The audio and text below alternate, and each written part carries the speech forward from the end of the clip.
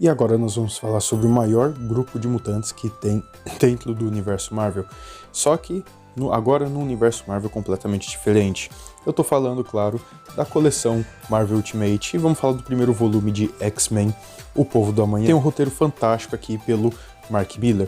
E cara, olha, sinceramente, pensando bem, Mark Millar, se for ver, ele foi o grande ideal de todo o universo Ultimate, porque além dele ter escrevido os X-Men, ele escreveu os Supremos e escreveu o Quarteto Fantástico. Para você que não conhece o Mark Millar, ele é simplesmente o escritor de grandes obras da Marvel, como o próprio Guerra Civil, o Wolverine Velho Logan, e ele tem as suas obras independentes, muitas delas que inclusive acabaram virando filmes, como Kick-Ass, Kingsman, O Legado de Júpiter e muitas outras obras. Então, vamos comentar aqui sobre esse volume aqui dos X-Men, se é bom, se não é. Fique aqui até o final e tire as suas próprias conclusões, beleza? Beleza, pessoal, tudo certinho com vocês? O meu nome é Lorenzo. E galera, já deixa o seu like aqui, já se inscreve aqui no canal caso você não seja inscrito. E sim, eu tô fazendo uma série de vídeos sobre por enquanto, toda essa fase de teste que tá saindo da Salvat, né, do Marvel Ultimate. Eu fiz um vídeo falando sobre a coleção, fiz um vídeo sobre o Homem-Aranha, e agora a gente vai falar sobre os X-Men. Já saiu, até o momento dessa gravação já saiu os Supremos, vou trazer para vocês também, só que provavelmente já na próxima semana. E depois a gente tem um outro volume do Homem-Aranha, e aí é só esperarmos para Salvat bater o carimbo e falar assim, não, vamos continuar com essa coleção. E, bom, o Universo Ultimate, né, surgiu lá perto dos anos 2000, e a ideia para os X-Men era trazer até uma ideia completamente diferente do que nós conhecemos, porque nós conhecemos X-Men como sendo mutantes rejeitados, né, pela humanidade. É uma linguagem, né, uma expressão referente ao racismo, que tinha muito, né, nos anos 60, e a ideia era trazer os X-Men dessa vez como se eles fossem bonzinhos, como se a humanidade não temesse eles.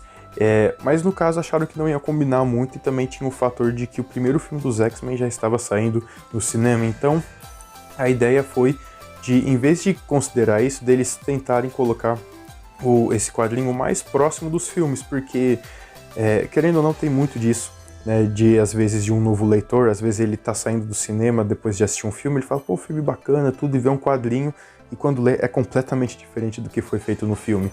Então, pensando nisso, né, para atrair um público novo, o pessoal da Marvel, né, e especificamente o Mark Millar, resolveu escrever os X-Men, mas como se eles fossem parte daquele primeiro filme do Bryan Singer que estava saindo. E aqui nós temos duas histórias, né? O primeiro é o arco O Retorno do Amanhã, e depois é o Retorno do Arma X. E assim, nós temos algumas coisas que são completamente diferentes, né, do universo tradicional. A primeira delas é em questão do Wolverine. Wolverine, ele é um assassino, ele é um mercenário, tanto que inclusive de início a gente vê ele trabalhando para a Irmandade de Mutantes, né, pro lado do Magneto.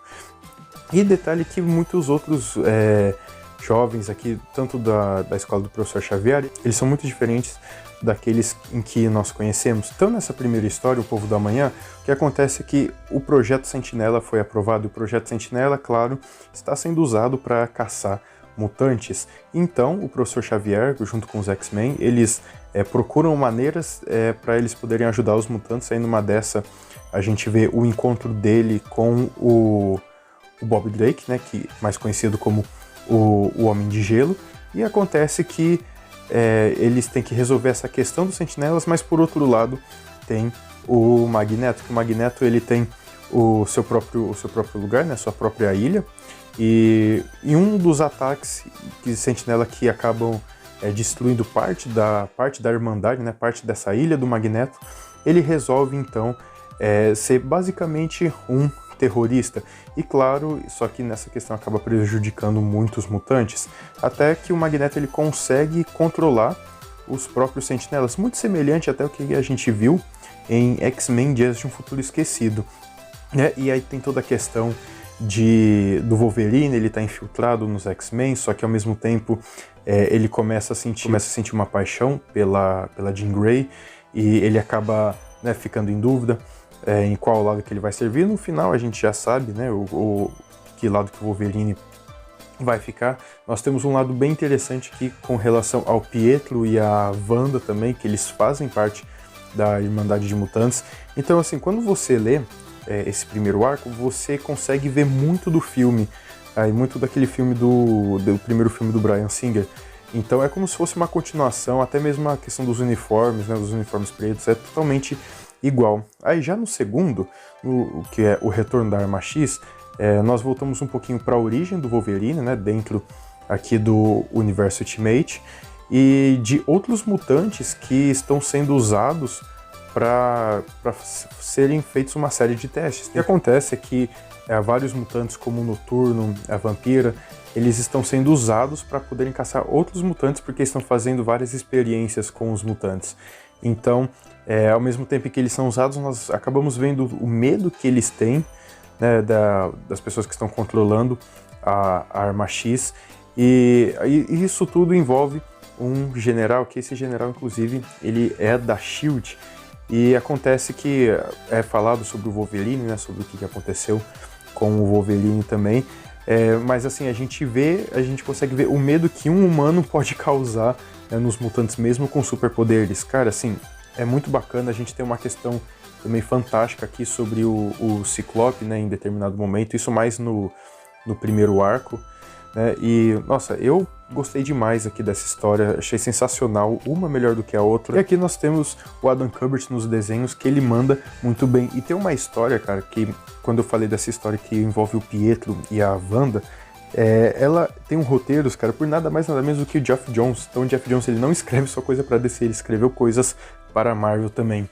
Então assim, esse segundo encadernado, ele sai no valor de R$ 69,90, assim, ele tem pouco mais de 300 páginas, né? Acho que são 12 edições que tem nele, então assim, pelo preço, eu acredito que vale muito a pena, até pela história, tanto a história quanto a arte, elas são muito boas, então vale super a pena pegar esse volume aqui dos X-Men, mesmo se você não for fazer a coleção e quer conhecer um pouquinho mais do universo dos mutantes, beleza?